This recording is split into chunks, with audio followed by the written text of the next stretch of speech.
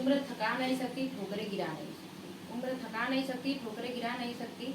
जब जीत हो जीतने की तो हार भी हरा नहीं सकती। हेलो एवरीवन, मैं संध्या आप सभी का संध्या बायोलॉजी क्लासेस में स्वागत करती हूँ। मैं उम्मीद करती हूँ कि आप लोग स्वस्थ होंगे, मस्त होंगे, अपनी पढ़ाई में व्यस्त होंगे। आज हम ये बेसिक कॉन्सेप्ट की वीडियो लेकर के आए हैं, जिसमें हम लोग आज बायोलॉजी के जो बेसिक कॉन्सेप्ट होते हैं, जो एनसीईआरटी के जो मेन पार्ट बेस होते हैं, उनके बारे में आज अच्छे से डिस्कस करेंगे। इसके पहले हम लोग 2 क्लास कर चुके हैं, जिसमें बायोलॉजी के जो मेन पार्ट, जो एकदम उसके बेसिक इंपॉर्टेंट उसके जो पार्ट होते हैं, उसके बारे में हमने एकदम निचोड़ से उसको पढ़ाया गया है। अब इसमें हम लोग देखेंगे कि उसके जो एनसीईआरटी के जो पहले टॉपिक है, उसमें हम लोग को क्या बेस है, क्या उसका मेन सारांश है, उसके बारे में हम एक शार्ट में एक बेसिक उसका निकाल करके लेकर के आए हैं, जिसमें हम लोग देखेंगे एनसीईआरटी में जो 1-2 चैप्टर्स हैं वो थोड़ा इंटरेस्टेड है और इजी है। तो उसका मतलब ये नहीं है कि हमारी पूरी एनसीईआरटी जो है वो इस टाइप से है, ऐसा नहीं है। क्योंकि अभी इसमें कुछ बड़ी बड़ी कहानियाँ बची हैं, जैसे अभी बायोटेक्नोलॉजी है और जेनेटिक्स है और ह्यूमन हेल्थ केयर के मेन अभी बड़े बड़े उसके इम्पॉर्टेंट पार्ट हैं। तो वो सब चीज़ें अभी यहाँ पे हम लोग को पढ़ना है। तो अभी इसमें जो एनसीईआरटी में 4-5 जो यूनिट्स है, उसको हम लोग अच्छे से उसके जो बेसिक है उसको आज हम इस वीडियो में जानेंगे। जैसे यहाँ पे है कि जो जेनेटिक्स, आनुवंशिकता क्या होती है, आनुवंशिकता के कौन फादर हैं, उस तरह से इनको पढ़ेंगे कि आनुवंशिकता के जो पार्ट है वो किसने दिए थे, कि फादर ऑफ जेनेटिक्स यानी कि जेनेटिक्स के कौन फादर हैं, वो जेनेटिक्स को किसने बताया कि ये जीन होते हैं, और इस तरह से इसके मतलब कोरिलेट कर करके उन्होंने किस तरह से उसका रिसर्च किया है। उसके बाद हमारा एक जीन टॉपिक है, जैसे में इसमें बायोटेक्नोलॉजी के बड़ी बड़ी कहानियाँ हैं, इकोलॉजी के कुछ कठिन कठिन मुद्दे हैं। तो उस कठिन कठिन जो चीज़ें हैं, वर्ड हैं, उनको समझने के लिए हम लोग यहाँ पे आए हैं। आइए मिलके समझते हैं कि क्या होते हैं।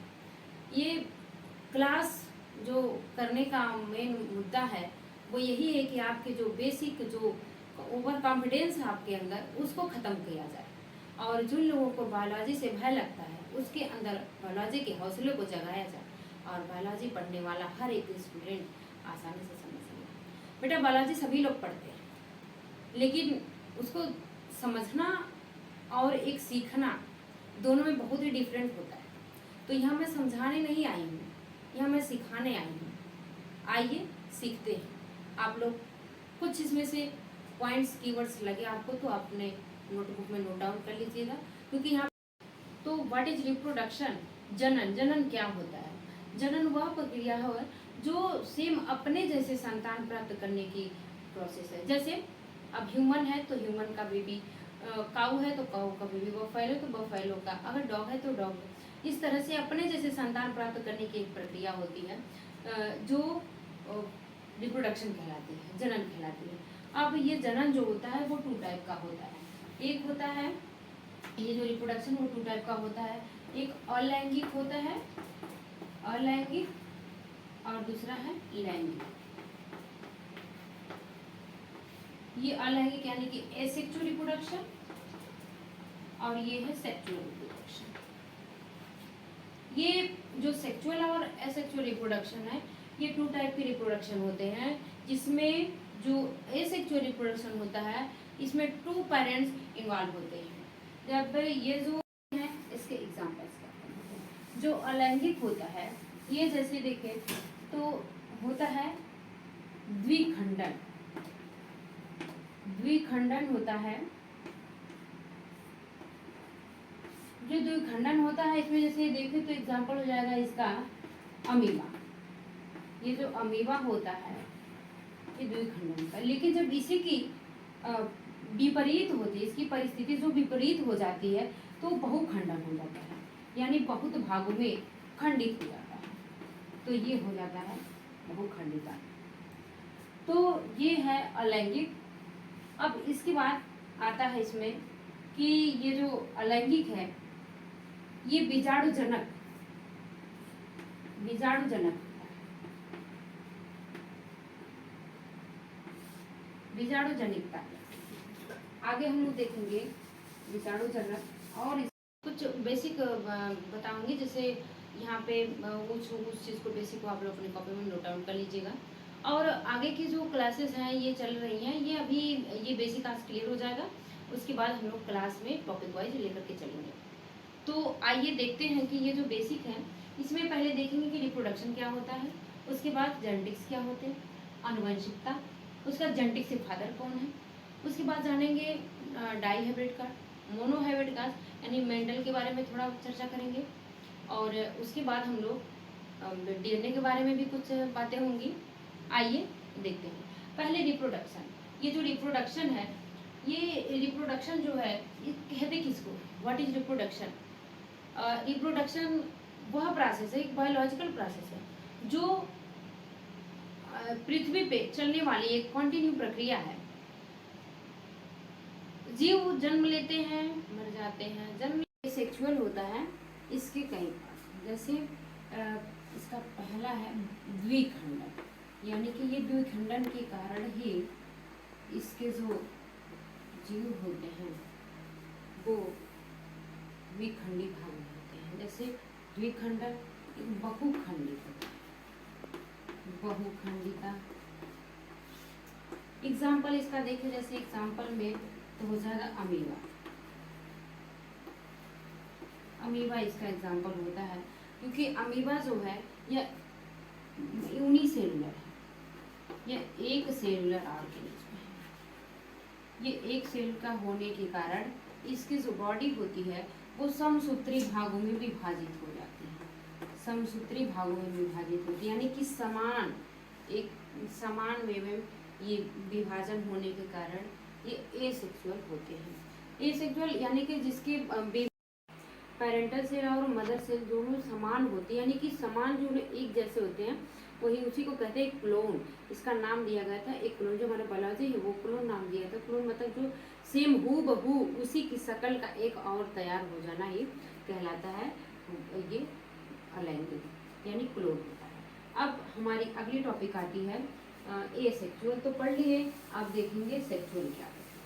अब सेक्सुअल इसमें हम लोग थोड़ा शॉर्ट फॉर्म में लेके चल रहे हैं, क्योंकि जब हम लोग इसका चैप्टर पढ़ेंगे तो उसमें विधिवत पढ़ेंगे।